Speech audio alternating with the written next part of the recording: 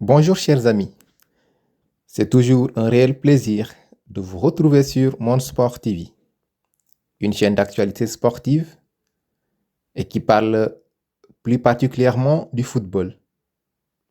Ici, l'on fait le décryptage du fond du jeu, de la tactique de jeu, des faits marquants et plus encore.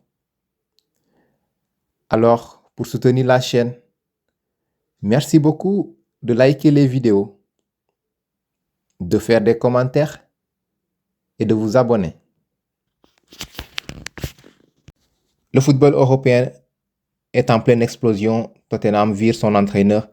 L'OM prend une humiliation historique au Parc des Princes et Manchester United évite la catastrophe à la dernière seconde. On décrypte tout cela dans quelques secondes. On commence en Angleterre avec le Tottenham qui a officiellement démis Thomas Frank de ses fonctions après la défaite de 2-1 à domicile contre Newcastle. Une défaite de trop. Les Spurs sont actuellement 16e de Premier League. Oui, 16e. Pour un club de ce standing, c'est tout simplement inacceptable.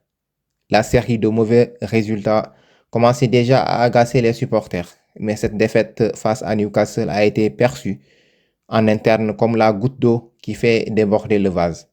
Manque d'efficacité, défense fragile, aucun déclic. Ce qui est sûr, on se demande, est-ce uniquement la faute de Frank ou le problème est-il plus profond au sein du club?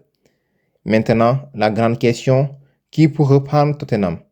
Selon plusieurs médias anglais comme Sky Sports et The Athletic, plusieurs noms circulent déjà. Le premier et peut-être le plus surprenant, c'est Roberto Di Zerbi. Oui, l'ancien coach de l'OM serait sur la shortlist des dirigeants londoniens d'après la presse italienne et anglaise. Autre nom évoqué, Mauricio Pochettino. L'Argentin connaît parfaitement le club pour y avoir déjà entraîné. Son profil plaît toujours aux supporters, mais un retour dépendrait de sa situation contractuelle de ce jour.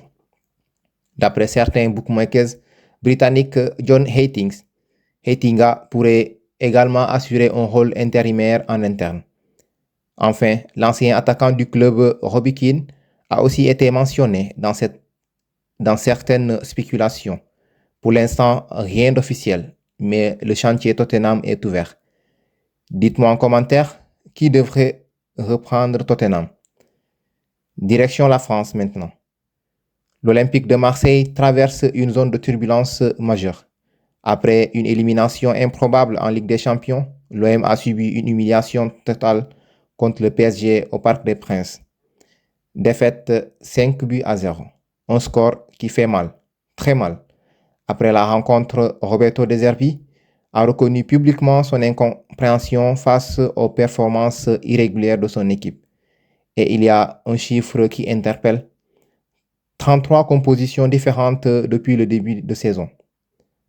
Oscillant entre défense à 3 et défense à 4.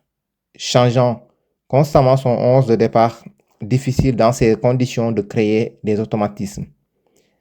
Ajoutez à cela un mercato agité et de nombreux mouvements de joueurs. Et vous obtenez une équipe sans réelle stabilité. La vraie question est là. De Zerbi est-il dépassé ou manque-t-il simplement de temps? Le projet marseillais est-il déjà en train de vaciller? En tout cas, la situation reste floue. Selon plusieurs médias français, dont RMC Sport et des observateurs proches du club, le nom d'Abibey circule en cas de changement. Ancien joueur de l'OM, il incarne l'identité marseillaise et possède désormais une expérience sur le banc. Cependant, aucune offre officielle n'a été confirmée. À ce stade, l'OM n'a pas communiqué de shortlist publique et les spéculations restent prudentes. Heureusement, tout n'est pas sombre cette semaine. En Turquie, N'Golo Kanté a fait ses débuts avec Fenerbahçe lors d'une victoire en Super League. Un retour attendu et rassurant. De son côté, la nouvelle recrue de Galatasaray, Noah Lang, continue d'impressionner. pour son deuxième match avec le club. Pendant que certains clubs doutent, d'autres commencent déjà à récolter les fruits de leur choix. Et on termine en Premier League avec Manchester United. Les Red Devils se déplaçaient sur la pelouse de West Ham en difficulté. Mais United a souffert. Mené après un but de Thomas Soucek à la 50e minute, les hommes de Michael Carrick ont longtemps été en manque total d'inspiration offensive. Peu de liens dans le dernier tiers, peu de créativité, et puis dans le temps additionnel, Benjamin Sesko surgit et égalise. 95e minute, United évite sa première défaite sous Carrick. Grâce à ce but tardif, Manchester United conserve la 4e place du championnat. Mais attention, une grande équipe peut survivre une fois, pas 10. Les supporters qui attendaient une 5e victoire consécutive devront encore patienter avant de se raser. Voilà pour l'actualité football du jour. On se retrouve très vite pour la prochaine actu.